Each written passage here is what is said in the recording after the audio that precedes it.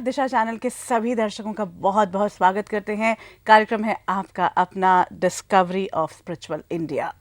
भारत के चप्पे चप्पे में अध्यात्म बसा है, ये हम सब जानते हैं। And today we have the privilege to have live interactive session with a saint who is from Kerala but his soul is all over India, and that is Param Poojya Bhoomananda Tirtha Ji. A very warm welcome, sir. It's a great privilege to have you with us today, and we have a beautiful audience here in the studio.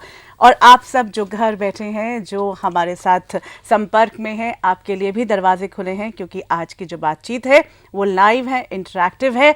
Disha channel ने ये दरवाजे खोले हैं ताकि हम और आप सीधी बात कर पाएँ, और भारत के जो कोने कोने के संत हैं, जो आज पूरे भारत में लोगों से मिलते हैं, वो इस चैनल के माध्यम से आपसे भी बात कर पाएँ। ना सिर्फ हम उनकी बात सुन सकते हैं, आप भी अपने सवाल कर सकते हैं। Swami Ji, I start with this. Okay. Bhagavad Gita we've all heard, and I hope we all agree with it, that we have been, as a child also, as children, we've been hearing about it, that you are a soul, and soul never dies, soul never becomes old, and soul, nothing can happen to soul. It's Ajar, Amar, and all those words we've been hearing. But when I look at myself, this is a question which is there in most of us now. But when I look at myself, if I am a soul, I die, I become old, I become ill. Then who is that which is not becoming ill, which will never die, and which will never be old? It's me. Where is that soul? It is a very interesting question, and it is as old as humanity itself is. I would like you to think in a very serious manner. See, whenever we are using words, sentences and phrases, we are using them, but we are not understanding them at all. We are using a word, the first personal pronoun, I. Everyone in this world uses this I, and it is a universal first personal pronoun. There is only one reference called I. All the rest of the references in this world are either you, he, she, it, they, or other things. The I remains just one. In your very question you have raised a point. Who is that becoming old? We are all dying, we are all getting born. But we say there is a soul, soul, soul. The definition of soul in our Shastras is whatever is denoted by the term I is called the soul. Let us be very clear about it. Whatever word we are using, a word, it's an idea, and whatever is denoted by this term I is called the soul. You always say I am. This body you are referring to as having been born, and it is going to die. What is the manner in which you refer to the body? You say my body. You say my mind. You also say my intelligence, my ego, my world, my God, my house, my car. Everything is referred to as mine. In English we have something called the nominative case and the possessive case. Whenever you use the possessive case my or mine, it will always relate to only an object but never the subject. I is the subject, and all the other things including the world and the world objects are objects alone. This I is what we refer to as the soul. And tell me from your own experience, ever since you started saying I, have you ever changed it till now? When you say I am happy, I am happy. I am miserable, I am unhappy. I was a boy, I was a girl. Now I am different. The I does not undergo any change whatsoever. On the other hand, including the sun, the moon, the earth, every object in this world, including our own body, continuously changes. Because of the changeless character of the I, that is what we refer to as the soul. I would like you to tell me very clearly, have you made any effort to know what is this I? There are so many educational centers, academic, research oriented, etc. Is there any research conducted into this I? This research is called the research into the subject, and all the other researches are researches into the object. By going into the object, you will never hit at the subject. Imagine a huge circle drawn to cover the whole universe. There is one center. The center is only one point. The center is different from the circumference. All that you can say, it is equidistant from the circumference. The center is what I call the I, and all the other things are within the circumference as objects. By the soul, understand it once and for all, what we refer to as the soul is that which you denote by the term I. And in our own experience, as all the other things we see, experience and interact with are changeful, the I remains changeless. If it is changeless throughout your life, it will remain changeless forever. Am I clear? Understood. Only thing which I want to know is that if I never changes and everything else around me is changing, Yes. it's about I and me or mine. It's like me and mine, something like that. No, I and mine. I and mine. So everything around me is changing except me. In me also everything changes. Except the body, I. mind, ego, intelligence, everything changes. And because it is changeless in character, it is ever existence, ever existent. Yeah, these are the few. And another thing which I would like to, because all the audience out there are also trying to understand, that once we start talking about, because there's so much of I and me and mine are being talked, is it only experiential, or we can learn it? You said that there are no institutes where we can go and learn about I, but is it about experiencing me, the I, or I can learn it? I have to be on that path of learning and seeking, or I can experience it on my own. Very good. See, Vedanta is the greatest of science that you can imagine of.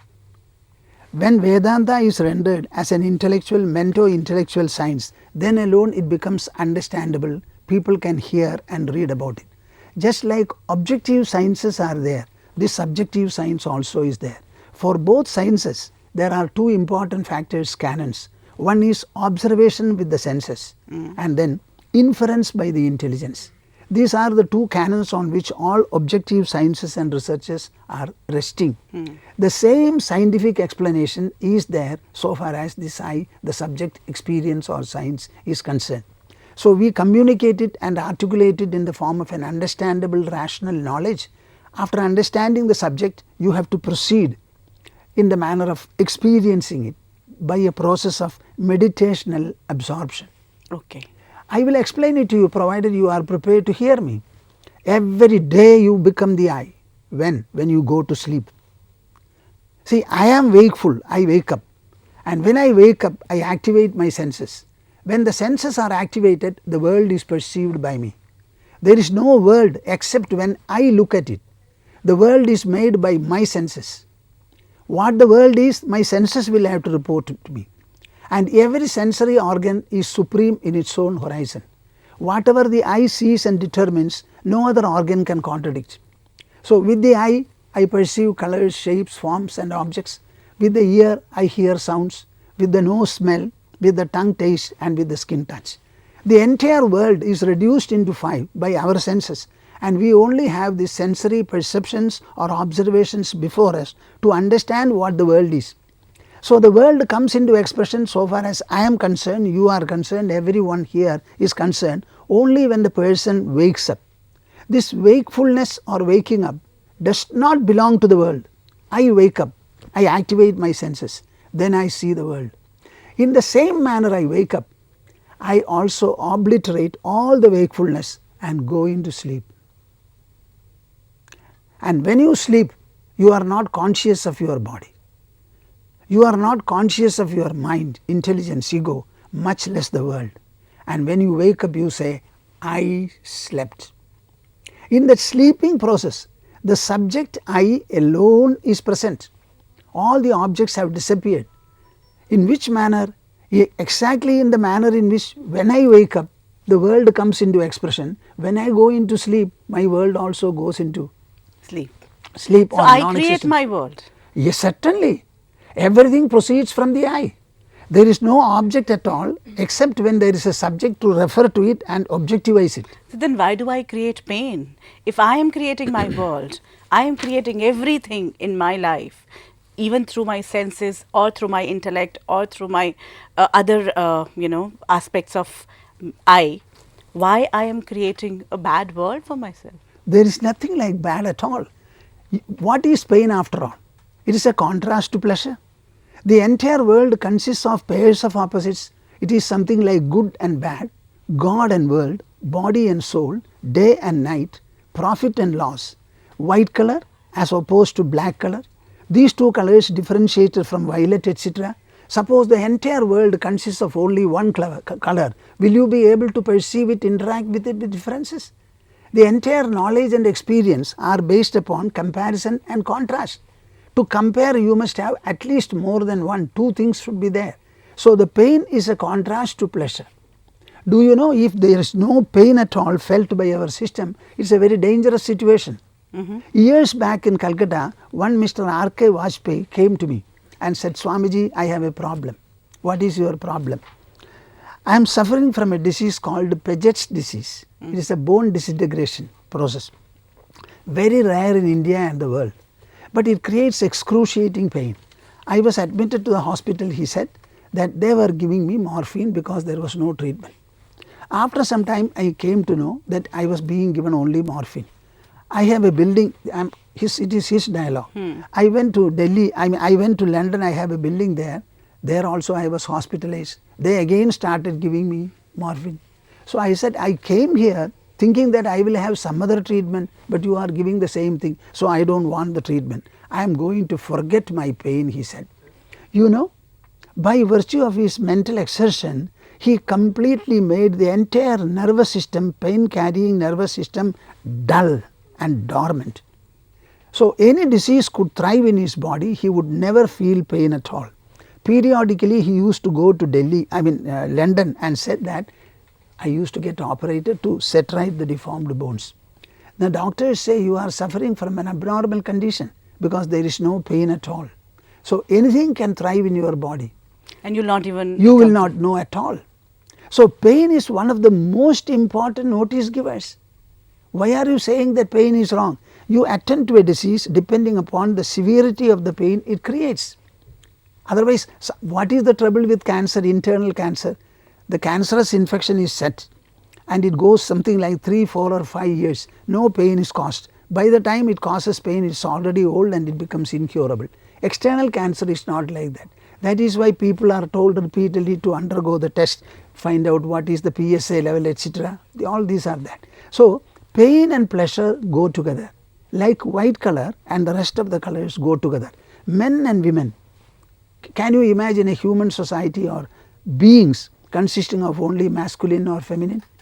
Can there be a place, a condition where night is not there or daytime is not there? So the pairs of opposites go together. This is what spirituality and Vedanta explains. Understand the world as a conglomeration or a collection of the pairs of opposites and then deal with them. Do not be subdued by anything. Do not be unduly elated by anything. Drop your undue preferences and prejudices and live with a sense of equanimity and evenness whereby you can embrace the entire world of contradictions and conflicts and be harmonious and integral in you. Very beautifully said, but I think it takes a lot of time because when we, and I was not just talking about the physical pain, you know, that we actually morphine can help us. How about the emotional pain which we today the world is going through? Every moment we are breaking down emotionally. I am an expert in that. There are people who come. There are people who come to the ashram. The other day, a woman wanted to see me. So I was given the information in ashram in Kerala. What is the trouble? Her 30-year-old daughter, leaving a child, jumped into the canal and the dead body was found on the 5th day. So you can imagine the trauma and agony of the mother. So the mother is absolutely immobile, she never talks. The husband wants to bring her to you. I said, who wants to see me? The husband wants to see me or she wants? If she is immobile and she will not respond to whatever I talk and she cannot talk to me, what is the point in coming? So please inquire whether she wants to come and see me at all or not. Then they said she wants to come. I was very busy, I had to come to Delhi, so I asked them to come. You know, I spent about half an hour with her and I said, you should smile and go. And this woman started smiling. She said, come here again. In the same manner the pain is generated It is not pain actually, an affliction or torment generated by the mind. I will see that it is dissolved. And she went away with a much brighter face. Another woman came and prostrated before me to say, Swamiji, my son died, today is the 10th day. Please give me back my son. This is what the woman said. I made her smile and laugh and go away. You made her smile with your presence. But what I'm asking No, is... what I want to say is, but I do it by explaining to her. You know, the Yeah. trouble with this, our body, the biological body, anatomy, physiology, medicinal processes, etc., are known by the medicinal science. We have people to treat. But how many people understand the inner personality consisting of the mind, intelligence and ego? This inner personality has to be understood because that is the causal one. The body is only an instrument and it is operated upon, employed by the mind and the intelligence. We actually really need to work on that internal body. So I am giving a lot of talk on mind, the structure of the mind, the constitution of the mind, how to make the mind flexible and assimilative. All kinds of inputs coming from the world can be assimilated by the mind, just like the rivers are assimilated by the sea because of the depth and vastness. Our mind is far more deep and vast than you can imagine, even the sky. And the only agency which can act upon the mind is the intelligence. So, in the language of intelligence, we have to present this knowledge. That is what India has excelled by producing this Vedantic science. It is completely rational, it is completely systematic. All my talks are addressed to the intellectual community in the world. And they are surprised. You know, if a person who was in America for 40 years, we conducted a workshop for half a day. At the end of the workshop, we asked for the feedback. This person, one Mr. Iyer, got up to say, Swamiji, I have been listening to so many things. I have attended a number of workshops. I am stunned by the exposure, he said. So it can be explained and related in a very beautiful, articulate manner, and people can understand.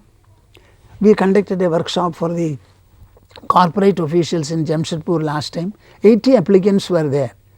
We selected the first 40 and then we could not conduct our hall facilities, etc. were only that much and we did not want a larger number. After the 2-day exposure, they are saying that we have never listened to anything like this. The same experiential Vedanta is the subject we were exposing there. So it is related to them in a language that is understandable to the intelligence. That's more important. I would also like to talk about intelligence and mind, but we have a question from the audience. Mr. Rajesh Nair. Ji sir. My question is on the Bhagavad Gita. The Bhagavad Gita is generally considered a Hindu religious scripture.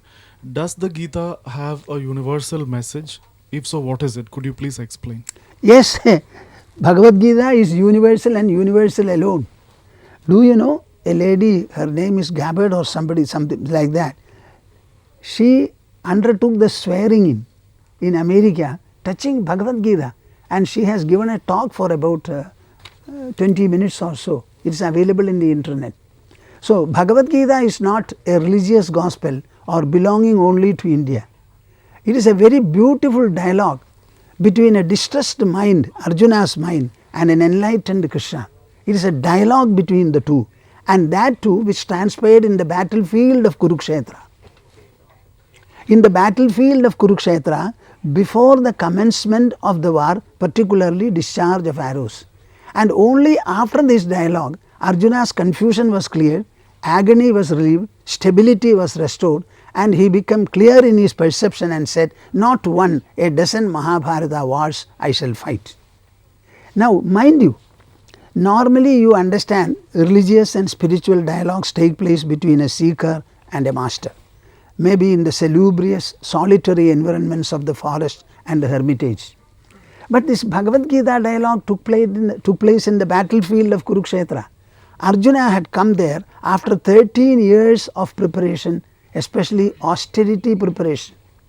And when he came to the battlefield, looked at Bhishma and Drona and all the relatives, he said, I can fight with the enemies, but not with my relatives and adorable people. He crumbled totally, and his bow and arrow he left. Unable to stand, he sat. His mind was whirling, body was burning, the intelligence was confused, the ego got crumbled. Everything in the human personality other than the soul completely dropped him, deserted him. At that time Krishna took up the challenge and engaged him in a conversation. After Krishna spoke 64 letters to be specific, Arjuna's tears stopped and he became an inquirer and a questioner. You tell me, what is there religious or typical of India? It is a conversation, a dialogue, and that too an administrative dialogue. See, to fight a war and to kill the enemies is not a civilian duty. It is the duty of administration conducted by military people. Tell me whether it is a secular act or a religious act. The war itself, is it not a secular act? It is not a religious act. The secular act Arjuna was unable to perform. And then Krishna started speaking to him, enlightening him, and the whole purpose was, Arjuna said, relieve my agony first, then only I can think of taking my bow and arrow. So the agony was relieved. He said, my whole body is being scorched, relieve it and cool and comfort me. After comforting me, what should be done? Give me the clarity and the stability to fight the war. So relieving agony and instilling and imbuing in him sufficient measure of stability and poise and clarity, this was the role of Krishna. He fulfilled it. And the end of the conversation, Arjuna says, Nashto mohaha smritihi labdha. My confusion is gone. My memory and knowledge have come back to me. I am ready to fight not one but many wars. Tell me, is it not a universal gospel? The situation may have been 5153 years back. But the event is that. But the lesson and the message are to the human mind through the intelligence to relieve all kinds of agony, to gain and restore stability, poise in order to do whatever interaction you are called upon to do. Tell me whether it is a religious message, a spiritual message, or a clearly secular message. In as much as it is so, it is applicable to all people in the world.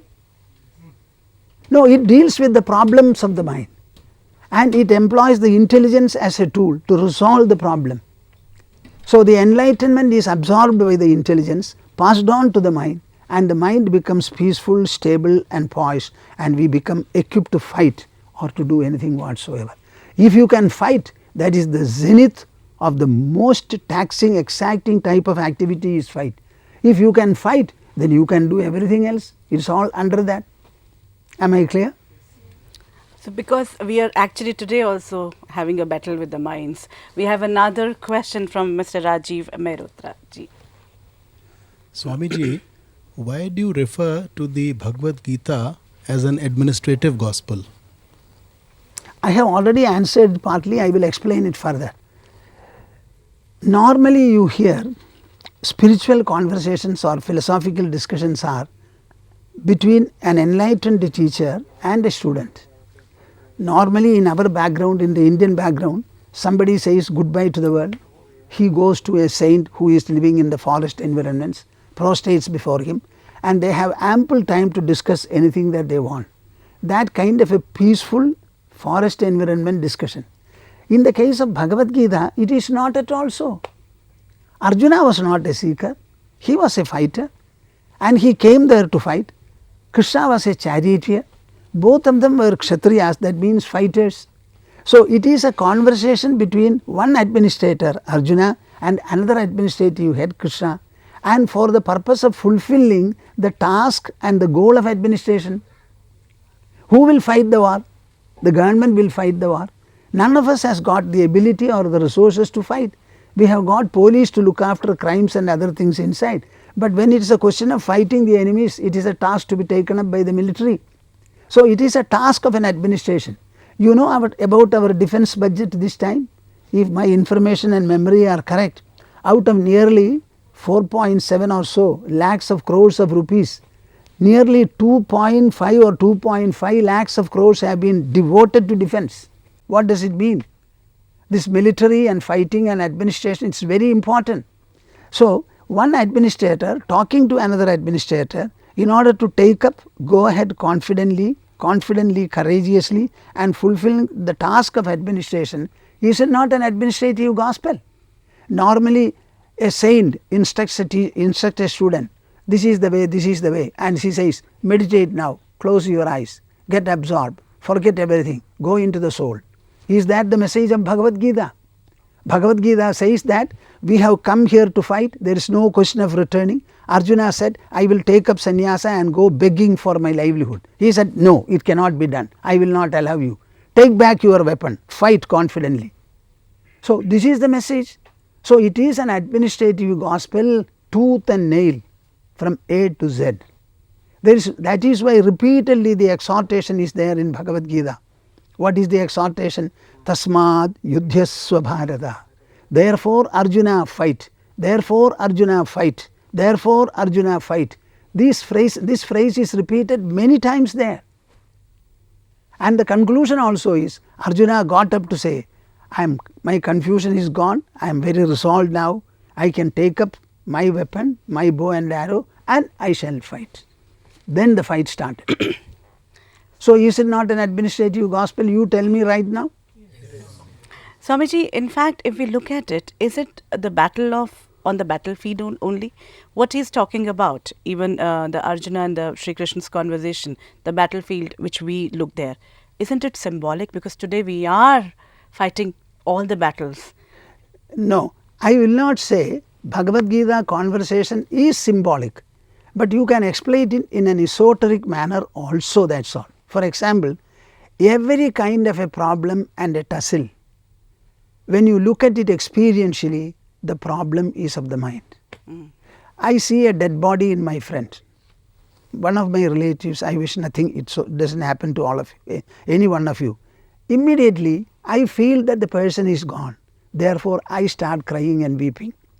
Now, is it the object that makes me grieve, or my mind sensing the event and it reacts to it? So, every time a problem is created by the mind and the solution is right underneath the problem. In that way, it is right. Otherwise, I don't like this esoteric meaning to be grafted to a historic incident that took place 5,153 years back.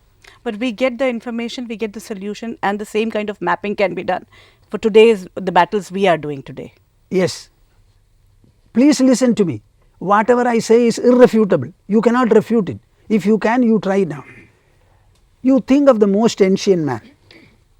He had a body with 5 senses, an emotional mind, a rational intelligence, and ego, and finally the I.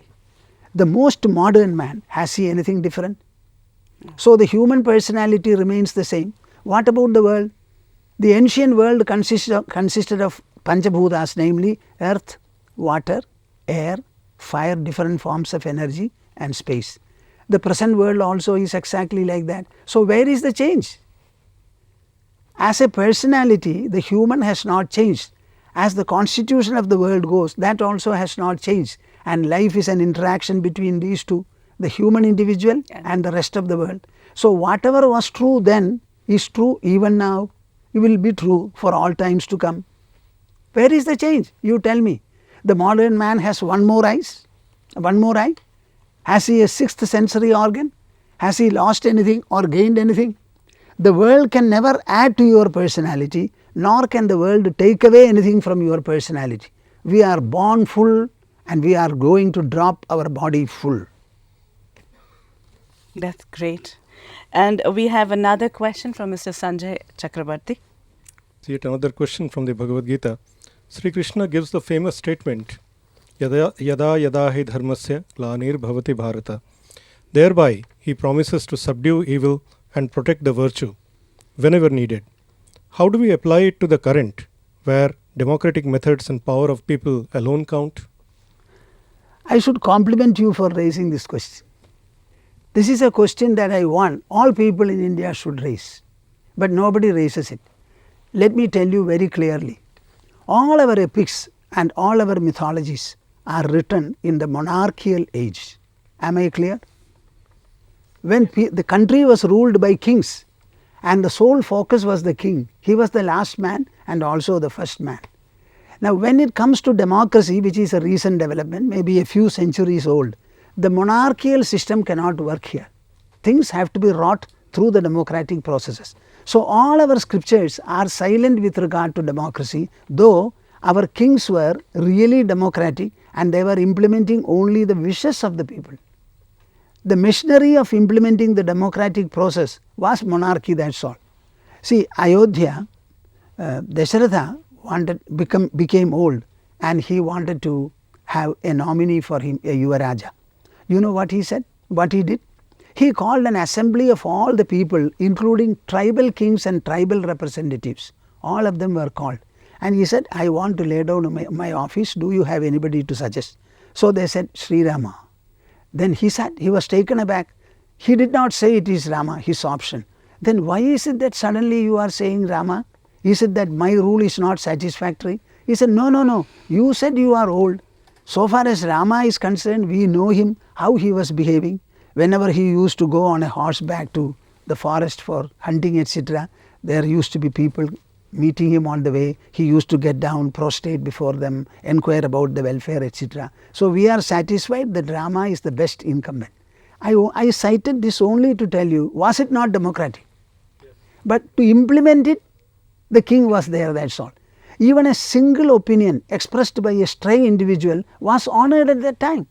Now here, even if the wish is expressed by thousands and lakhs of people, the parliament says, we will not listen to you. This is what the parliament person says, is it not? So what happens is, during the monarchical age, whatever is there, there is a system. In democracy, there has to be an adaptation. So Krishna's assurance that whenever there is a decline of dharma and an upsurge of adharma is there, I will set it right, he says. He is setting it right.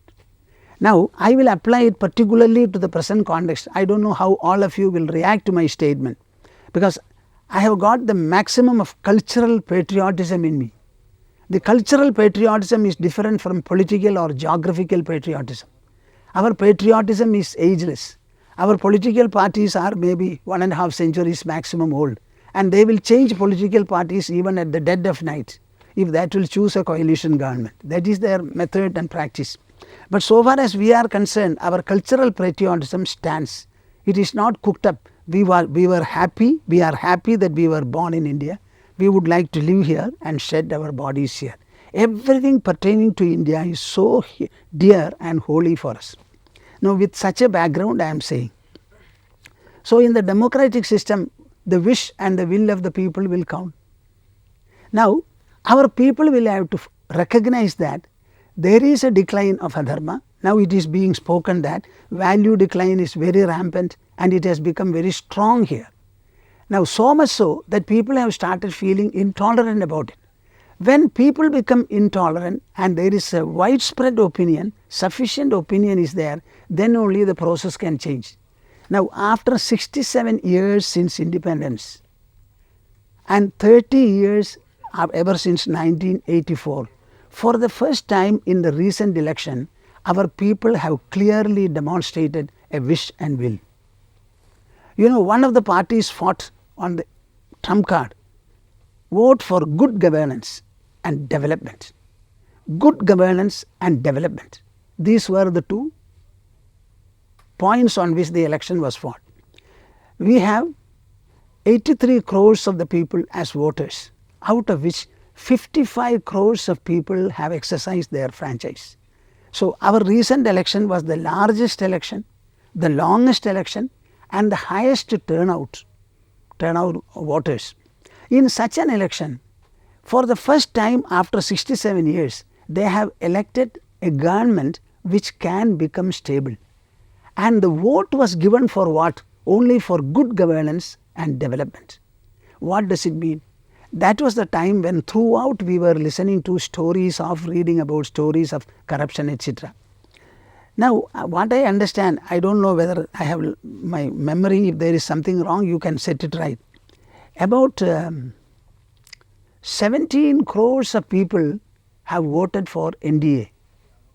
Do you have anything to say? Is it right or wrong?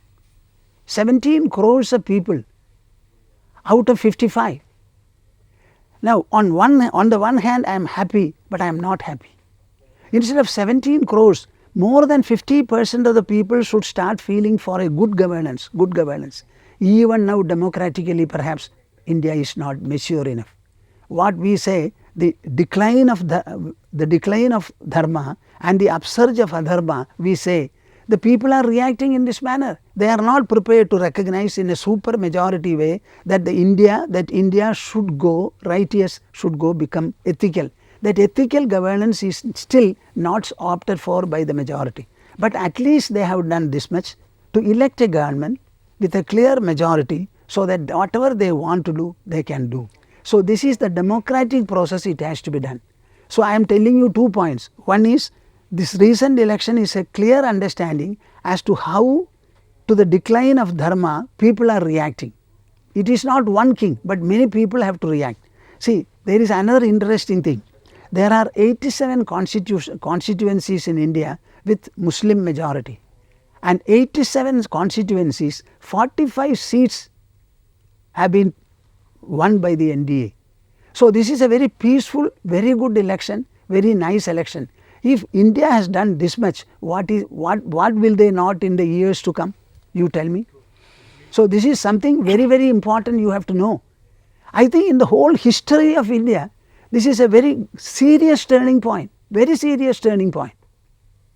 Swamiji, should we feel that collective consciousness is shifting, and we can actually expect now gradually that what he had promised to us, that once the need and the call of the people will be so high for the dharma to be established again, he will come. Mind you, we have to be governed by the democratic spell. Every election will last only for 5 years. Now, when a party is successful, when will you say they are successful? They are able to be elected next time also with a greater majority. So if they don't perform well, again the will and wish are there with the people.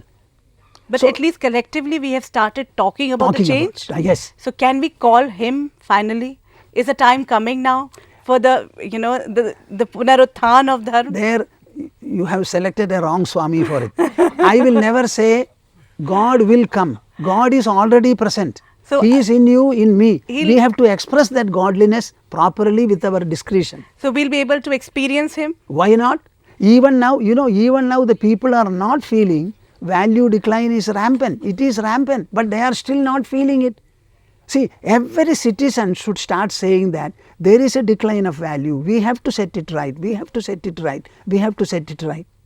And when collectively we'll start setting it right, we'll feel the godly. When I was coming, a news was reported to me. I don't know whether I will be right in disclosing it, but let me say, because I am a person who speaks truth. There is a new system after perhaps Mr. Narendra Modi took over, that all people in the government offices should come in time. They should punch a card. I was told by somebody that in his or her office, they are paying money to the people who are punching the card to punch it earlier or later. Another person said there is a camera, it cannot be done. So just imagine, to come for the dusk in the right time and to go back in the right time. If people are not conscious of it, how do you expect them to vote for a government? We'll have to start valuing our values. Swamiji, there is a caller who's been with us for a long time now. He wants to talk to you from Orissa. A very warm welcome. Hello? Hello? Hello? I think... Okay, he wanted to talk to you. So I will complete my proposition. India is governed by 900 elected ministers and 1400 and odd selected IAS officers. So we have a team of 15,000 people. You will agree that they are not elected from the same province or the same district or from the same state. So they are coming from the distributed India. And all of them are selected by conducting examination, given special training, police verification, and everything is done. The entire budget of India is handled by these people. Now you tell me, if there is corruption, is it corruption of one minister or one secretary or a number of people? If all these people have become corrupt by assuming the seats of power, what does it mean? If they were brought up well, and the parents, they told them that never become corrupt, be a lover of the country, always try to contribute, never take away public property or steal. If this culture and value have been put into them right from the beginning, do you think they will become valueless when they assume the seat of power? Yeah, So where is the mistake?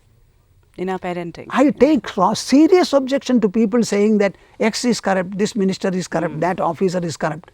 The corruption is ingrained in the minds of the people. The moment it starts changing, the country will become good overnight. Wonderful. We have to, the change starts from us. We have to start thinking about the change. And Bandhuji from Orissa have again joined us. Ji Bandhuji, a very warm welcome. Hello? Madam, Ji. Apna may I sawal? put question? Yeah, please ask your question. Madam, may I put question? Yeah, please. Sir? Yeah, please ask. May I put question? Madam, sir, what is the aim of life? And what should we do in the present? The aim of life has been right from the beginning the same. What is that aim? We have got clearly a clear definition of it. We generally say Purushartha, the object of human pursuit. The object of human pursuit is said to be Dharma, Artha, Kama and Moksha. The word Dharma means ethics. It is a Sadachara, an ethical conduct. Ethical conduct in the matter of thinking, speaking, acting and interacting. In all these things one has to become ethical. Whatever you propose to do, do. But do it in an ethical manner. Ethics ensures that whatever you do is not harmful or dangerous to the others. It is also not harmful and dangerous to you. Anything that ensures this condition, it is called ethical. We want an ethical governance, an ethical individual behavior, familial behavior, societal behavior and national behavior. Now, conforming to ethics, the first thing that you should do is earn your own resources to live in this world. Do not depend upon another person. We have about 21 years for us for the body to grow. Until then we should not be employed by anybody also. Child labor is prohibited. So, by the time the body grows, we undergo a process of education and we become very sufficiently educated to do whatever we want. So, once you are educated, the whole opportunity is available before you. Get employed, pursue a profession and earn sufficient resources, money and wealth. This is the second objective, Artha. Once you have earned money, be liberal in spending it, judicious of course, in the matter of fulfilling your desires as well as the desires of the family members. Our Dharma doesn't say, do not work and earn. You should earn and you should enjoy your own wealth and utilize it judiciously. Don't be greedy and don't be unnecessarily infatuated. That's all what our Shastras say. So, from Dharma you acquire Artha. From Artha, Kama, you fulfill your desires. When all the three are undergone step by step, like superannuation, you will reach a stage where when the children have become old, have grown up, say 25 years old, you retire from family life and focus on your mind and intelligence, their welfare and inner fulfillment. This is called moksha. Moksha, though it is said, the meaning of the moksha is overcoming the delusion and becoming inwardly get free. All the shackles of the mind and the intelligence should be let loose and you should become free in yourself. This inner freedom, inner abundance, inner fullness and inner ecstasy, these are what is indicated by moksha. This is the goal of life and you can start from any day. The child should be initiated into this dharmic way of life and when he becomes grown up, tell him that you should now earn. Never bequeath unnecessarily wealth to your children. Make them earn and spend and let them have their fulfillment. You retire and look into your own inside. The fourfold Purusharthas it is called. It is an object of pursuit which has got four distinct phases, one phase leading to the other, to the other, to the other and finally to the fourth. If this is accepted, there will be no trouble at all. Everyone will depart from this world with ample and abundant fulfillment to his heart. Nobody will go with a tear in his eyes. Everybody will be happy and fulfilled. Swamiji, a very beautiful and systematic way to reach our purposes. We have another caller from Manpuri, Girish Ji. Girish Ji, a very warm welcome. Girish ji? I think the call has got disconnected, but we have Mr. Rajiv Gudara ji. Ji, Mr. Rajiv. My pranams to Swamiji. Swamiji, with Bhagavad Gita as a context, could Swamiji explain us something about performantial excellence in this text, as explained in this text? In fact, we are conducting some corporate workshops in which the subject is excellence and beyond, harnessing the inner resources, achieving excellence, performantial excellence. These are the subjects on which we talk. In fact, a workshop is being taken. Our life is an interaction between the living individual and the rest of the world. What you call profession is an official or a professional interaction. An engineer with his engineering knowledge deals with the engineering products and processes, as a result of which the productivity and outcome are generated. So, life is always an interaction. In the interactional life, I would like you to think, where is the focus? Though I call it an interaction with the world, the interaction proceeds from my mind. The mind designs the interaction, initiates the interaction and implements it by employing the sensory organs or bodily organs. So, do you agree that the interactions proceed from our mind, inner personality, and the interactions also are resting on the mind and the intelligence? When the interaction is completed with its outcome, it is registered, it is understood and retained as a memory. So, in the whole interactional life, where you speak of professional excellence and achieving excellence and outcome, etc., the sole focus is our inner personality. Do you agree or disagree? Agree. Tell me. Tell me. Do you agree whether the interaction is primarily the inner personality? Yes. So, the excellence that you are referring to is not an epithet of the body. It is not an epithet of my office. It is always a quality of my mind and intelligence. Inside the mind, inside the body, the inner personality has only two basic components, the emotional mind and the rational intelligence. These are the only two factors. These constitute the inner personality. So, in order to achieve performantial excellence, where you have to press your button, the button has to be pressed in your own inner personality. So, the entire spirituality is aimed at reinforcing our mind and reinforcing our intelligence. Intelligence through knowledge, mind through emotional flexibility, emotional stability, emotional contentment and the like. When your mind is contented, when your intelligence is clear about whatever you do, you will be able to do anything. I generally speak about leadership, etc. There my emphasis is, a leader is one who is able to lead the mind and intelligence of his assistants. Do you agree or disagree? Wonderful, but I think the process starts from the inner conflict in the leader himself also. He has to actually create that balance. Swamiji, there are two callers waiting right now. Okay. From Nahan, we have Sunil ji. Ji, Sunil ji, are you online? Yes, yeah. Yeah, No, a very warm welcome. My question to Swamiji is, hello. Yeah, we are listening. Yes, now my question is to Swamiji is that we have seen two personalities in the Indian mythological books. One is Ram and another is Krishna. From my point of view, Krishna is a leader. But what about Ram? Ram did all the things at his own.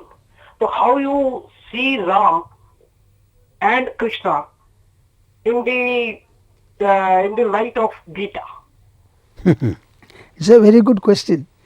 These are questions only very few people raise. That is the trouble. We have so many temples for Rama and so many worshippers of Rama, and Rama chanting is full in the whole world, in the whole of India at least.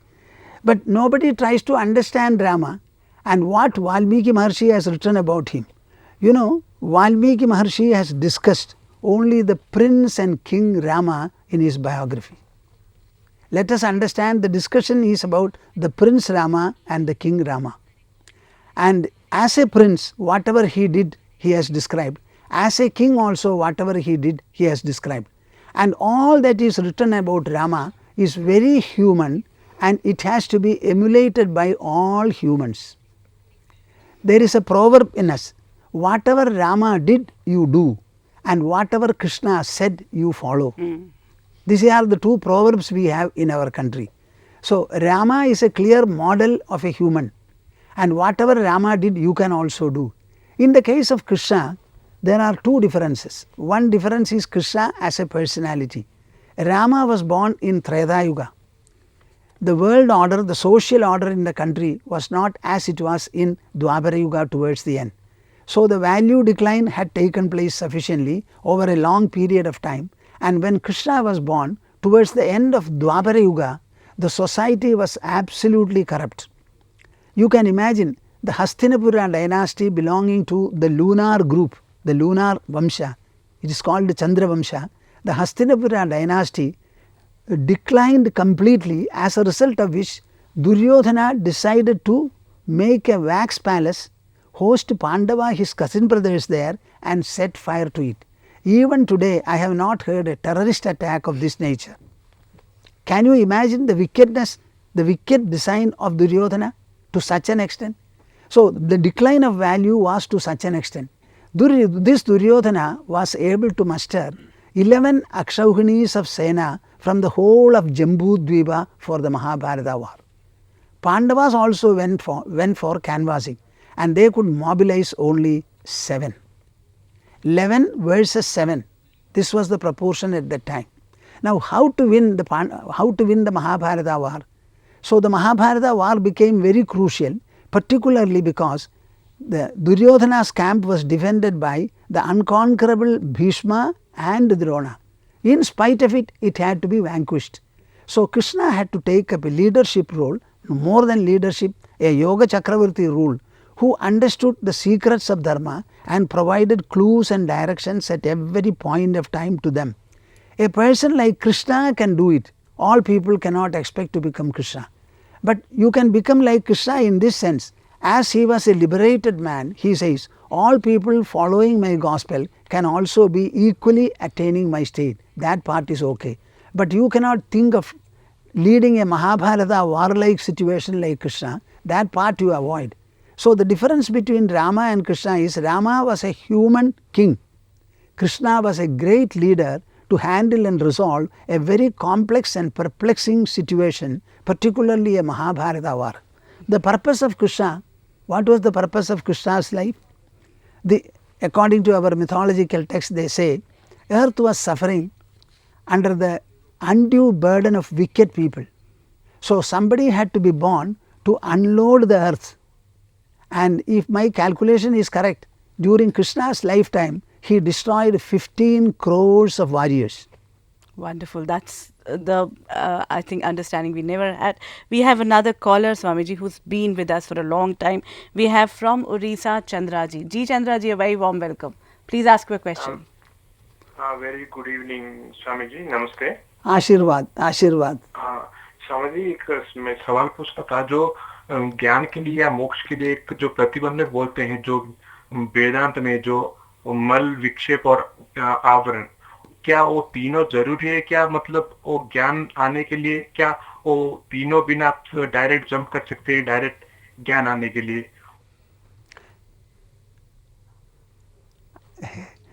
ज्ञान के प्रति काफ़ी चर्चा तो हो रही है, फिर अच्छी तरह समझ लीजिए रहस्य रूप में ज्ञान क्या है, ज्ञान की प्राप्ति किस प्रकार हो सकती है, अच्छी तरह समझना है। It is very simple. मन पवित्र होने से बुद्धि काफ़ी क्लियर हो जाएगी। मन को पवित्र बनाइए। जब मन पवित्र होगा, आध्यात्मिक जो सत्य है, महत्ता है, वो स्वयं ही प्रकाशित होगा। It is very simple. All our devotional practices are meant to purify the mind. Whenever you put a garland on an idol, don't think that the garland is for the idol. You are doing this garlanding with a view to bring about devotion and greater touch of it in your own heart. So use devotional or other practices, or listen to Srimad Bhagavatam and such other texts, just like Parishit listened to it for about 7 days. He did not do a puja. He did not do any austerity. He did not go to a mountain top. because he was not taking any food or drink, so there was no question of answering even the calls of nature. Therefore, by simply listening to Srimad Bhagavata from the mouth of Shuka Maharshi, on the 7th day he said, I am not afraid of Takshaka or his bite. I withdraw my senses, I withdraw my mind, I withdraw my intelligence, and I sink into my own depths. Here I go, he said. So moksha is as simple as what Parikshit attained. So make your mind pure, automatically the intelligence will be clear, and the truth of the soul and Brahman or Ishvara will instantly become brilliant before you. Swamiji, there are so many callers and it's a great talk. But then we've actually opened the doors now of communication. We have Subash G from Mumbai, Dongravalli, Mumbai. He's there online. In fact, we would like to apologize to all the viewers out there because we can't take so many calls. There is a talk going on, but we would like to include as many as possible. Subhash ji, for you. स्वामी जी के चरणों में कोटि कोटि प्रणाम. आशीर्वाद आशीर्वाद. स्वामी जी के चरणों में कोटि कोटि प्रणाम. और मेरा प्रश्न है, what is the importance of. Yeah. Hello, Swami ji के चरणों में कोटि कोटि प्रणाम. हाँ ठीक है. और मेरा सवाल ये है, what is the importance of Satguru in human beings life. This is also a very common question. People are questioning, but they don't follow the question to get an answer properly. Even if they get an answer, they are not truthful to the answer and following it. See, even a newborn child learns everything that it has learned only when it is taught and shown. Whether it is eating, walking, speaking, anything whatsoever.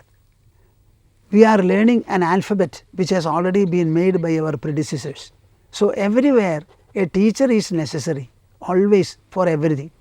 In the case of Adhyatmic life, spirituality, the teacher is all the more necessary. How important is the role of teacher? Shankaracharya has explained. If I generally chant the Sanskrit verse, it will take time. Drishtamdo naiva drishta tribhuvana jatare. He says, to illustrate the role of a Sadguru, there is no example throughout the whole world, all the three worlds. There is something called parasmani, a philosopher's stone. Whenever you use the philosopher's stone and touch anything, it immediately gets converted into gold. So everything it touches will be converted into gold, but nothing will be converted into another parasmani, another philosopher's stone. But in the case of the Sadguru, what happens? The disciple approaches him, says that you are my Guru, please instruct me. He starts instructing in very close quarters with a lot of intimacy, trust and confidence, until at last the disciple's mind is transformed, becomes pure, intelligence is clear, and he understands the self, realizes God, and he becomes equal to the Sadguru. Swiyam samyam vidhatte bhavati nirupamaha tenava alaukigobi. He transfuses himself into the disciple. Now such a transition in the hands of a Sadguru, it has no illustration at all. So the answer to your question is, going to a Sadguru, seeking refuge under him and wanting to be instructed and guided by him, this is indispensable, and this makes your search very facile, fast and complete. And very beautiful, you know, the way you made us actually understand that it is possible to achieve what our Sadguru has achieved. Everything is that. See, whatever we speak, it is subject to human effort and human achievement. Wherever there is a right effort, there will be a right outcome. Mostly people are not taking up the sadhana and pursuing it wholeheartedly. And maybe how about the intention, Swami? The intention at times, how important is the intention, the way in Srimad Bhagavat, Shri Krishna says the bij. Intention is important, more important is intensity and integrity. That intensity of yearning is very important. Great. So we have another caller with us. We have from Maharashtra, one caller with us. Ji, a very warm welcome. Hello Hello. Swami ji. Yes, Jai Gurudev. Ashirvad. और भाई, इसके ऊपर वैराग्य कैसे प्राप्त कर सकते हैं? Vairagya. हाँ. See, anything in this world can be attained. You must have the right effort for it. And our efforts are primarily centered on the mind and the intelligence. What is Vairagya? It is not a negative quality. We generally say Prasuti Vairagya, Smashana Vairagya. Prasuti Vairagya means when a woman undertakes the labor to bring forth a child, anybody who sees it, he will have Vairagya. If a friend's dead body is taken to the cremation ground and you observe that it is being burned, then you feel so much of sense of loss. So these kinds of Vairagya are there. And Purana Vairagya also is there. What is that? In Purana there is a lot of description about hell and all that. So when you hear it, you develop a Vairagya. I don't refer to any one of these. Vairagya is a quality cultivated by the human mind and intelligence by dwelling upon the conflicts, inconsistencies and miserable nature of the world. If the world is not otherwise, at least you have to agree everything is transitory in this world. Our body is transitory, our parents are, the married partners are, the born children, our house, the entire earth is transitory. You know, the earth is not what it was 100 years back. How much of depletion has taken place here? The sun is going to become cold after a few centuries. You and I may not be alive. So everything in this world is transforming and transitory. We cannot get lasting happiness from any transitory item at all, including our own body, mind and intelligence. When you start dwelling upon Janma, Mrityu, Jara, Vyadhi, Dukkha, Doshanu Darshanam, as Bhagavad Gita Krishna puts it, that you repeatedly dwell upon the evils of the world, the transitory nature of the world. Suppose you spend 50 mind hours on the transitory nature of the world, automatically your mind will develop the art and the process of dispassion. There is no doubt about it. Dispassion is to be cultivated by dwelling upon the evils, particularly the transitory nature of worldly life. Swamiji, we have another caller, Anita ji from Delhi. Ji Anita ji, please ask your question. हाँ जी, सवाल पूछे। मेरा ना एक बहुत बड़ी confusion है। हमारे हिंदू धर्म में इतने सारे देवी देवता है और किसकी पूजा करें। मैं वैसे तो मैं माँ दुर्गा को वर्शिप करती थी और थोड़े दिन पहले से मैंने गीता पढ़ी और मेरा व्यू बिल्कुल चेंज हो गया। और क्या करूं, मेरे को एक बहुत बड़ी कंफ्यूजन है एक दिमाग के अंदर, मेरे को समझ ही नहीं आ रहा मैं क्या करूं। वेरी गुड, अच्छा हो गया। प्रश्न तो अच्छा ही है, सिर्फ तुम्हारा प्रश्न नहीं है, सारी दुनिया का प्रश्न है। The actual point is that in the whole of the worship, you are worshipping. Whom you worship is not material at all. You may worship any object, including any god, but understand that that God is all-pervading, omnipresent. If you go into any text describing any deity, you will find somewhere in the text, Ya Devi Sarvabhuteshu Shakti Rupena Samsthita. If you are a worshipper of Devi, Devi is described to be as present in all beings as Shakti. So whatever energy or prana that you have is actually Devi. Devi is not a form, Devi is not an idol, it is not Kali, it is not Saraswati, it is not Lakshmi. It is an all-pervading, omnipresent presence. Once you understand that, whom you worship is actually God or Goddess, present everywhere. If you start thinking, you can worship anybody. It does not matter. We never go to an idol and then say, oh idol, prostrations before you. We always say, we are not prostrating before the stone. The stone depicts God, it represents God. So we are referring to that representation and then prostrating. So in the whole process of worship, the worshipped is not so important, but the worship and the worshipper. So worship anybody thinking that my mind should become pure, my heart should become deep, my intelligence should become clear, and I must be able to comprehend and realize you in my heart. Thinking in this manner, you worship anybody, it does not matter. That's beautiful actually. That clears a big confusion because that's true. People have this confusion. We have another caller from Farrukhabad, Aryan ji. A very warm welcome, Aryan ji. पूछें अपना सवाल. Hello. Ji. Hello. Hello. Yeah, we can hear you. Please ask your question. Yes. Swami G Chandra sir. आशीर्वाद. Hello, हाँ स्वामी जी, मेरा question है आपसे एक। Yes. आप अपने टेलीविजन सेट का वॉल्यूम थोड़ा कम कर दें। क्या चित्त गिद्ध अहंकार ये अलग है या इनका कहीं और से संबंध है? और अगर ये कह दिया जाए, क्या दुनिया जो है वो मन का मैनिफेस्टेशन से है, इसके अलावा और कुछ नहीं है। और क्या स्वामी जी आप खुद को अपने आप को समर्थ समझी की स्थिति आप पाते हैं? I require a little help. आप रिपीट करेंगे एक बार सवाल, मुझे भी समझ नहीं आ पा रहा। आर्यन जी, हाँ जी। एक तो आप अपने टेलीविजन सेट का वॉल्यूम थोड़ा कम करें, हमें आपकी आवाज नहीं आ पा रही। मेरा क्वेश्चन ये है, माय क्वेश्चन इज इफ, हाँ जी, यस मैं बोल रहा हूँ। अच्छा जी, देखिए मेरा क्वेश्चन ये है, क्या ये मन, चित्त, बुद्धि और अहंकार ये कहाँ से इनकी उत्पत्ति हुई है? और अगर ये कह दिया जाए कि अगर ये वर्ल्ड जो है मन ही का मैनिफेस्टेशन है, इसके अलावा इस वर्ल्ड में और कुछ नहीं है। तीसरा क्वेश्चन ये है कि आप इतने समर्थ तर्जनी की स्थिति में पाते हैं? There are 3 questions. One is that mind, chitta and buddhi and ahankar.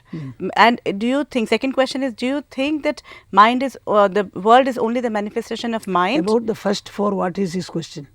That from where they have emerged. Achha. These 4 and the aspects. Third question? Second question is this, is world the only manifestation of mind?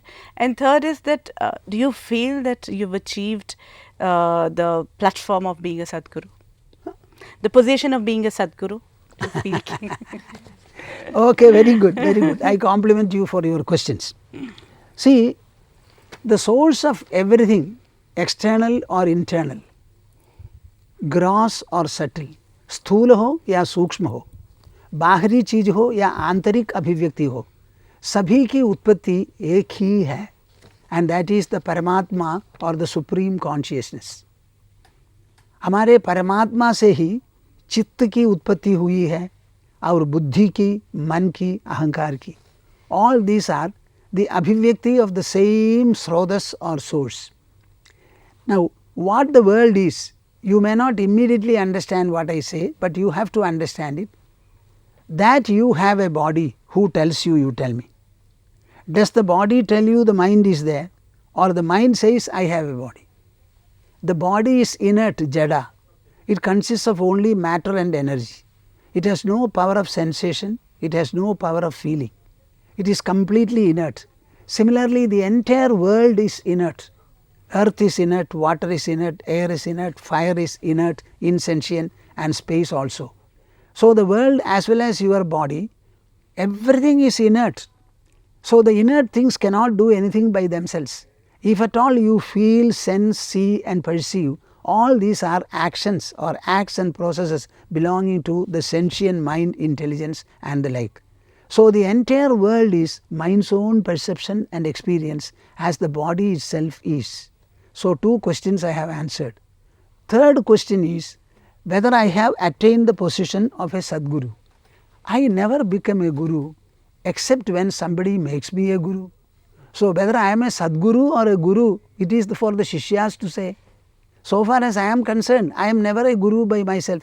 Can a woman say I am a mother? Yeah. A woman becomes a mother only when a child is born from her and the child starts crying. Gradually it starts saying, mummy, mummy. Mother, mother.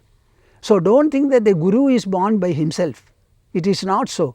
A Guru is a person who leads the disciples. If the disciples feel I am a Sadguru, I must be a Sadguru before them. If they feel I am not, I will not be. Now so far as what makes a Sadguru, I can tell you. A person becomes a Sadguru when he knows the Sat and he is able to explain it, initiate people into the knowledge of the Sat.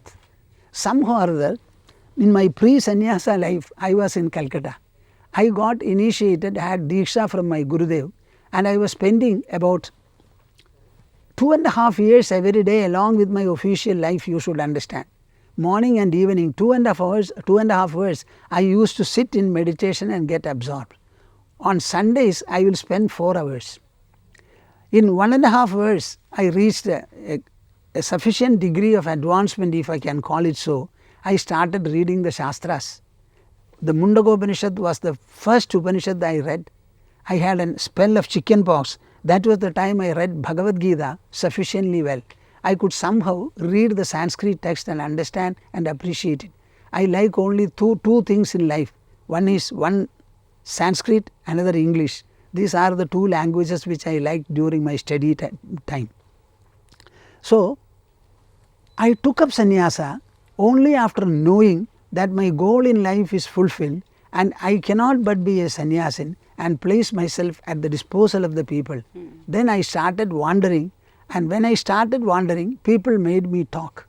So, my talking life started after I took to wandering, and people said, please come and expose this, expose this. Swamiji, your talking has actually inspired so many people. We are actually getting flooded with calls, and we have a caller from Bastar area, from the tribal area of Chhattisgarh, Lakshmikant ji. So I would like to interrupt and listen to him. Ji, Lakshmikant ji, a very warm welcome. Hello? Hello ji Laxmikant ji, अपना सवाल पूछें. मेरा क्या है कि आँख में कमजोरी है, दिख नहीं पाता है कि अभी 40-45 साल हो गया. हाँ, 40-45 साल हो गया. आँख में ना थोड़ा कमजोरी है, बारीक बारीक जो अक्षर है ना, बिंदु है, वो मन नहीं दिख रहता है, और थोड़ा सा सुनने का कमी है. अपना सवाल पूछे. आई अंडरस्टैंड आपकी आँख में प्रॉब्लम है. प्रॉब्लम है. लक्ष्मीकांत जी, आपका सवाल क्या है? आँख कमजोरी है मैम, और क्या खून का कमजोरी, खून का और आँख का कमजोरी है. बिल्कुल. स्वामी जी, he is not well. His eyesight is not up to the mark, and I think blood में भी कुछ infection है. So he wants to have your blessings. उनका नाम क्या है? लक्ष्मीकांत. लक्ष्मीकांत जी, मेरा पूर्ण रूप में आपके लिए आशीर्वाद है. आपका शरीर स्वस्थ रहे, मन भी शांत रहे, बुद्धि पर ज्ञान का रोशनी भी काफ़ी हो. In fact, this is what we would like to request all the audience, because this is a platform, this is an opportunity where we can interact, we are understanding, our mind is actually becoming active. Now this mind, wandering mind, you said that the quiet mind or the satisfied mind and sharp intellect or sharp intelligence, when they get together, we reach somewhere. When there's a conflict always, Swamiji, which we usually have, I think a lot of callers out there are also getting into that conflict. What to do then? Do you want me to answer this? Yeah. See, let us understand that every problem of the human being, you may call it a family problem, a societal problem, a national or a global problem. I always say, international wars are fought primarily because of two individual minds ranged against each other.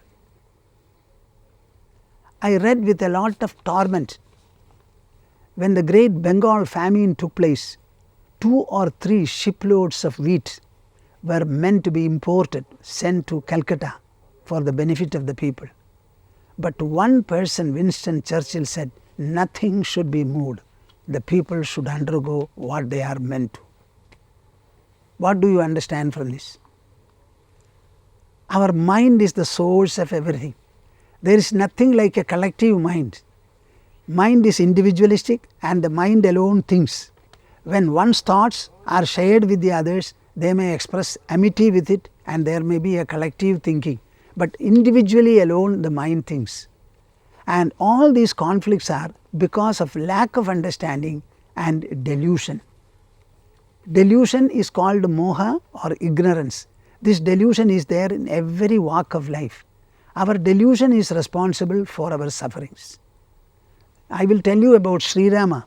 16-year-old Sri Rama, after completing his lessons on archery, with the permission of his father, he went on a pilgrimage to see the whole of the subcontinent of India. In Ayodhya, everything was prosperous for him. He was very comfortable. So he went out. The purpose of pilgrimage is to understand the ways and the behavior of people, to see what the people and the society are. After he came back, he went with a lot of jubilation, but he came back drowned and steeped in torment and affliction. He stopped eating, he stopped talking, he stopped taking bath, he stopped going to the parents and prostrating before them. That was the time sage Vishwamitra had come to take Rama and Lakshmana for the performance of his yaga. So initially Dasharatha resisted, Vasishtha interfered, don't say like that, send the children. Then he divulged that Rama is like this. Vasishtha said, this is not a plight for you to treat, call him. And Rama went on ventilating all the trouble and torment and conflict he had. Then Vasishtha spoke to him for 18 days from morning to evening.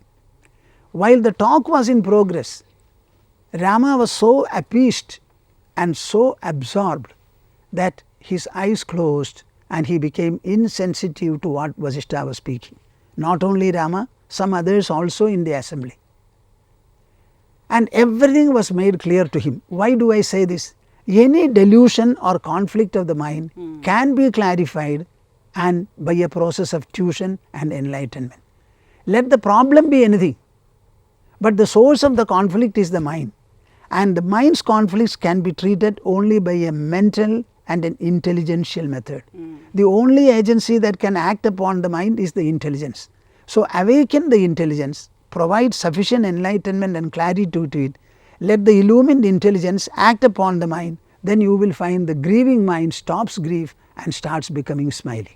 Very beautiful, very true. We have another caller from Varanasi, Viraj ji. Viraj ji, a very warm welcome. आप हैं line पर? हाँ line पे हूँ madam, बहुत जी, अच्छे। अपना सवाल पूछें। हाँ, मेरा सवाल बड़ा सिंपल है। हाँ, थैंक यू। हाँ लाइन पे हूँ। आशीर्वाद। My question is very simple. भगवान को हम मानते तो सभी पर जानते नहीं है। How to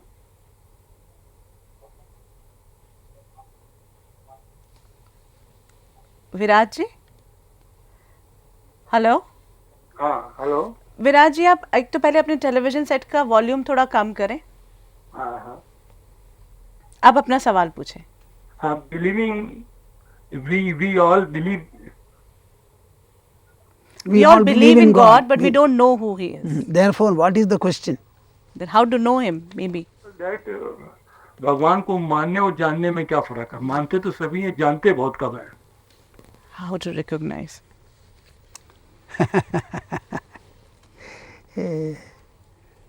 See, to know something is different from experiencing something. Suppose you know even the art and process of cooking. You have prepared a very beautiful dish, a sumptuous meal. You have prepared, if you go away, you will not have eaten it. So you should prepare the food and finally taste it. Tastily you should be able to take it. In the same manner, we have heard about God. You cannot say, I have known about God. I have heard about Him. Our Shastras speak about what is God. That much of knowledge we have theoretically. To translate this theoretical knowledge into a living experience is different. This experience will happen provided you start converting your worship and approach to God into a mental and intelligential pursuit. Now, Srimad Bhagavata, consisting of 18,000 Sanskrit verses, is a complete book on Bhakti, Bhagavan and Bhagavad Anubhava. Bhakti, Bhagavan, then Ishvara Sakshatkar. All these three are discussed there. Now, Parikshit heard, as I said earlier, 7 days he was listening to Shuka Maharshi. At the end of it, he experienced God and attained complete dissolution into God. In the same manner, you can also experience God. How will you experience Him? You will experiencing Him as your very self.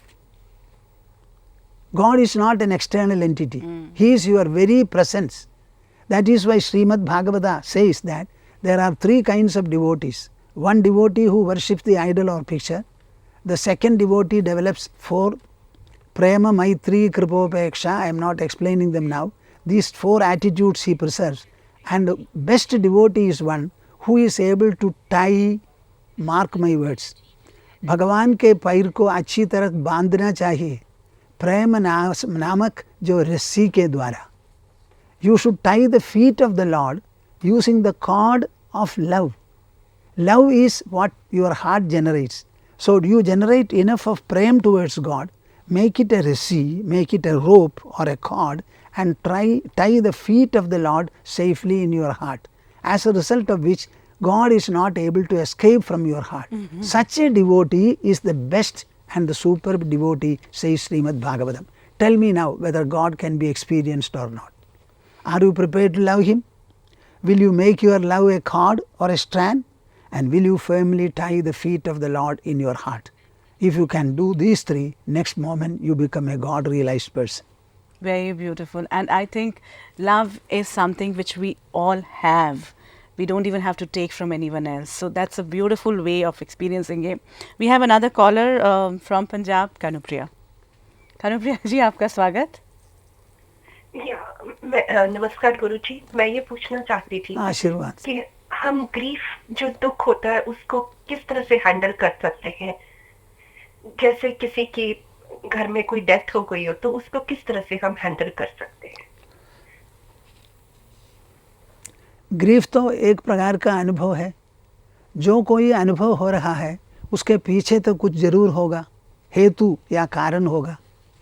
जहाँ जहाँ जब जब grief हो रहा है, किसके कारण हुआ है, इसके पीछे क्या प्रवर्तन करता है, ये अच्छी तरह सोच कर खोज कर पकड़ लेना है. इसलिए भगवत गीता का पहला अध्याय, उसका नाम है विषाद योग. विषाद शब्द का अर्थ है दुख या grief. The first chapter of Bhagavad Gita is given Vishad Yoga. Arjuna had a lot of grief. If he only started shedding tears, nothing would have been done. So he narrated it, explained it to Krishna and asked for a relief.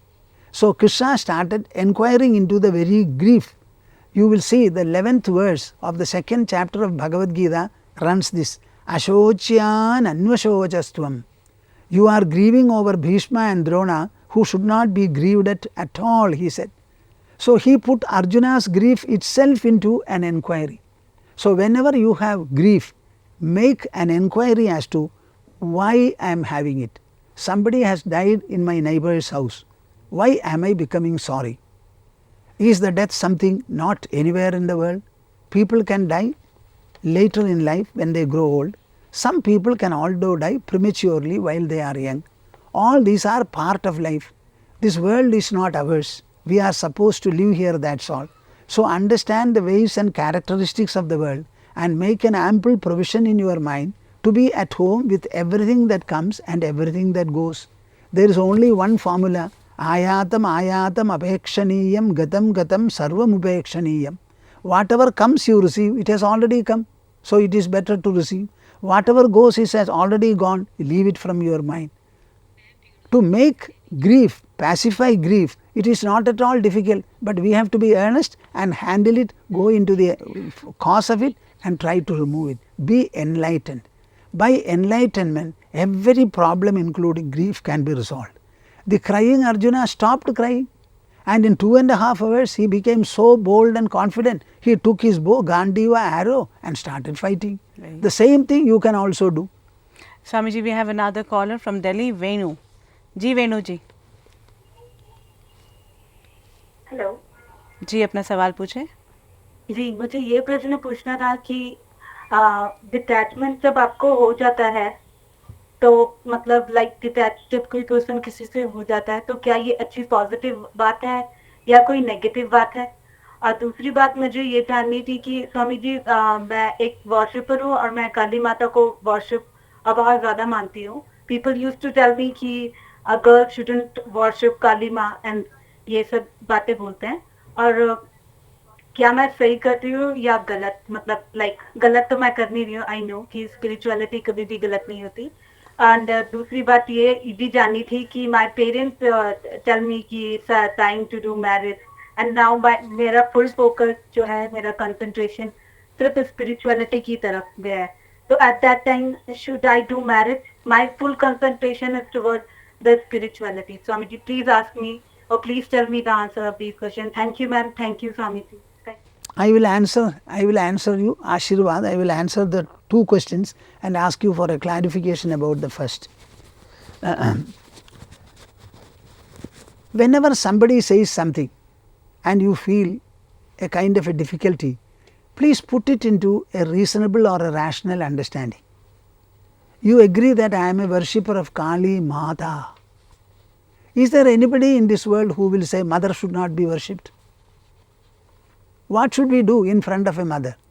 We are not supposed to sit on her head or shoulder. We always regard her and we worship. As long as Kali is a Mata, that Kali Mata can and should be worshipped liberally, heartily to your fulfillment. no doubt, no fear, no suspicion. You consider your Kali to be your mother. She is actually the mother of the entire universe, the entire creation. Such a mother only to be worshipped.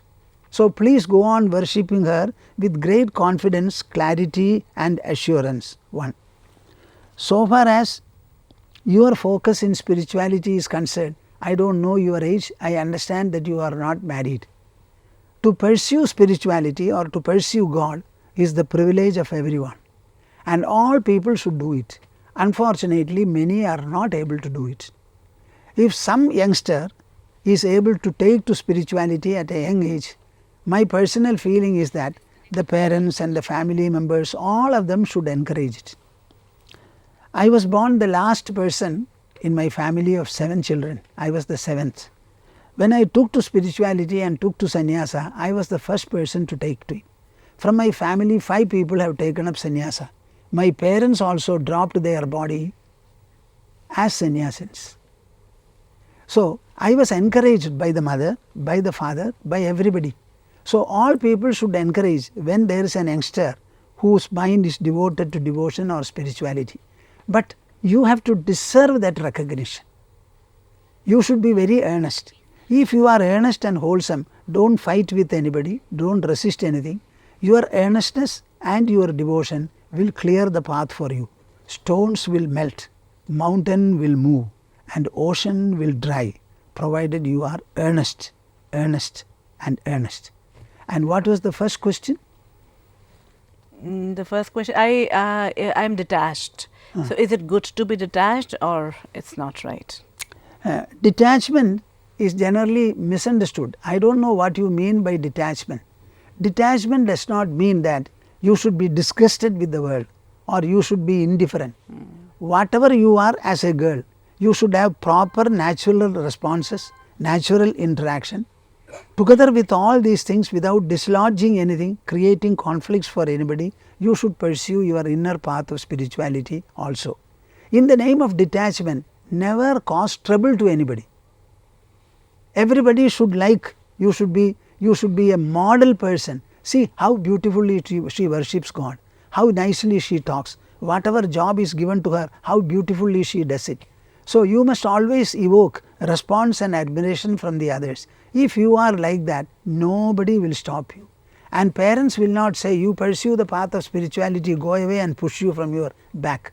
So you will have to pursue the path. Automatically the obstacles will be cleared, provided you are good and honest, earnest, and everything will be all right. Swamiji, we have another caller from Saharanpur, Sanjay ji. Ji Sanjay ji, a very warm welcome. Hello. Hello ji Sanjay ji, सवाल पूछें. हाँ जी गुरु जी नमस्कार. आशीर्वाद. Sir मैं एक चीज जानना चाह रहा था कि जब हम लोग साधना करते हैं तो मंत्र को आराम से बोलना चाहिए, मंत्र की क्वांटिटी महत्वपूर्ण होती है या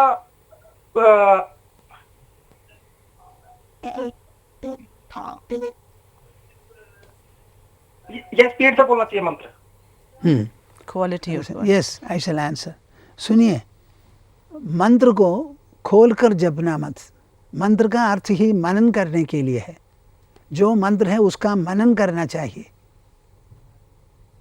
मन से ही मनन करना. You should not chant it loudly, even the lips should not move. धीरे धीरे जपना, as slowly as possible.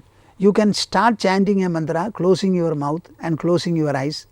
With the speed in which the mind thinks, gradually reduce the speed, and the slower you do the better, the lighter you do the better, the feebler you do the better. Suppose you go on reducing the speed, making it slower, feebler and lighter, there will come a time before long when the mantra and the mind will stop. This is what you want to reach. Now keep this as an aim and do it silently, lightly, feebly and slowly. Don't ask any further questions, and don't do japa with a count. Maximum you can have a time.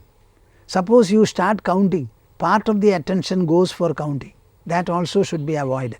Keep a watch if necessary, and after Say suppose you want to chant for half an hour or 45 minutes, some 3-4 days it may take, thereafter the mind will automatically stop after half an hour or 45 minutes. But keep a watch, never go for physical counting. बिल्कुल Swami ji, we have another caller and I think we would again like to apologize. हम अपने सभी दर्शकों से जिन्हें calls हमें engage मिले हैं, जिनकी कॉल्स हमें ड्रॉप करनी पड़ी है, उनसे माफ़ी मांगना चाहेंगे. एक लास्ट कॉलर हम अभी ले लेते हैं. बरेली से हमारे साथ हैं अनिल जी. जी अनिल जी. जी स्वामी जी को कोट कोट प्रणाम. आशीर्वाद. स्वामी जी मैं आपसे ये जानना चाहता हूँ, ईश्वर के बारे में ये बताएगा कि वो निराकार है, अव्यक्त है, अजन्मा है और उसको इस बुद्धि से नहीं जाना जा सकता. तो जिन लोगों ने जाना है तो वो क्योंकि इंद्रियातीत है तो उसका वेरिफिकेशन कैसे मतलब हुआ? क्योंकि जब जिसने जाना वो बता नहीं सकता, तो ये कैसे माना जाए कि ईश्वर होता भी है कि नहीं होता है? तो स्वामी जी इसके बारे में बताइए. ये मतलब एक बहुत बड़ा डायलमा या मतलब भ्रम की स्थिति है. थोड़ा स्पष्ट. People who have experienced, it is said that we cannot recognize God through intellect. You know, he's not born, he cannot be.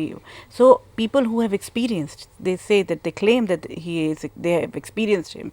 How is it possible? And how they have done it? And how will they prove it to us, whether he exists or not? See, do not differentiate between experience and knowledge. Knowledge also is an experience. Knowledge is an experience in the level of the intelligence by a knowing process. Life itself is experiential. There is no time when we are not experiencing. You got up in the morning. Who told you that you got up? You yourself knew that I woke up. So from the moment of waking till you go to sleep, every moment we are experiencing. God also can be experienced.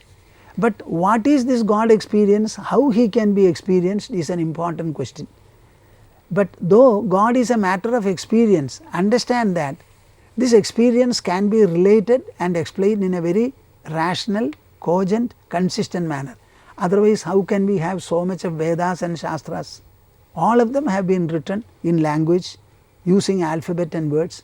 So the entire treasure of knowledge has come only from the people who have experienced the truth. So every experience can be articulated and explained, and we will explain it in such a manner. If you pass through this, it is just like a ladder. You climb the ladder to reach a floor. The ladder is a means to take you there. Ladder is not the floor, but you climb the ladder, leave the ladder and go to that particular floor. We were coming on the lift, we got into the lift lifted us up, we left the lift and came over and we are sitting in this studio, in this hall. In the same manner, you use your mind, you use your intelligence, you use your ego, all the three you use, and you go forward, and there will come a time when the mind, intelligence and ego drop and it gives you the experience you look for. It is an inner withdrawal. It is an inner withdrawal. Another word I can use is recession, recede, recession. So you can recede from, get absorbed. Every day you are going into sleep. Is not sleep an experience? Your sleep is known only to you. You wake up and then say, I slept, and you were sleeping for about 7 or 8 hours without any knowledge of the world, of your body or mind or intelligence or even ego. If that sleep is an experience, God is as well an experience. In fact, whatever gives you the sleep experience, the I, the Atma, that itself you are going to experience in your wakeful sleep. Again I will tell you, I am a very good exponent, you know. See, either you call it wakeful sleep or you call it sleepy wakefulness. This is what God realization is. Beautiful, Swamiji. In fact, we didn't even realize how the time has actually elapsed. And there are so many questions still left. We would be wanting to talk to you more, Swamiji. But right now, we are stuck with the time frames. Thank you so much, audience. And Swamiji, it was a big privilege. It was a pleasure to talk to you. Any message you would like to give to the audience? Last message. Normally, I wouldn't have come to a studio for anything like a session like this, but somehow it has been arranged, and particularly because of the earnestness of Sriman Reina, when I was mentioned about all this, I said, okay, I shall come. See, I am a little classical and reserved in my ways, though I have been moving about everywhere. Wherever I go, we go in our own manner. I am a very austere person, given to religious purity and religious practices, belonging to a traditional background, orthodox background also. At the same time, I have transcended and superseded tradition. That also is provided by tradition. So, I wish all of you, if this session has been beneficial to you, thank yourself, thank DISHA channel people also, and so far as I am concerned, I do not need any thanks at all. We are just like the Vasanta Rutu, bringing flowers, blossoming flowers and beautiful wind. We are also moving about. I wish all of you very well, have peace of mind, health, be lovers of the country, try to produce enough, no laziness or idleness, and let the country and the culture grow sufficiently well. Make your participation and contribution for that. May you have good children in your families, not for one generation, many generations to come. And these children must first of all love their family, love the society, they must have faith in God, and everyone should speak well of the children from the society. That means they should be worthy contributions to the society and the nation. I will conclude the session by chanting a verse and Omkara. Generally I begin it, but somehow it was not there. Madhya hridayakashe sadanandamayo guruhu udetu satatam samyak ajnanatimidarunaha ajnanatimidarunaha. I shall chant the Omkara, you can join me. Harihi, Harihi, Harihi. The audience can join from wherever they are. Let us produce this chorus recitation and wish and intent in our mind that the vibration should spread the whole of the global surface, trying to exercise its salutary influence so that the world will be more peaceful, value enriched and a better place to live. Harihi.